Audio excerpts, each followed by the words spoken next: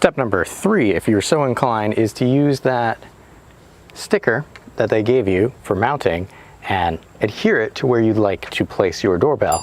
And then you can use it to drill pilot holes so that you know what you're doing. The other option is to take the mounting plate itself, place it where you'd like, and drill directly in. Now, this is the one that I'll be doing, even though I do appreciate the fact that it came with a template. Once you have your base plate mounted, both top and bottom, you simply take your doorbell, you slip it up into the top first, and then wait until you feel and hear a click. That'll let you know that it is mounted in place and it's not going anywhere. After that, since it's got no wiring, that completes the installation for the Eufy 2K security camera.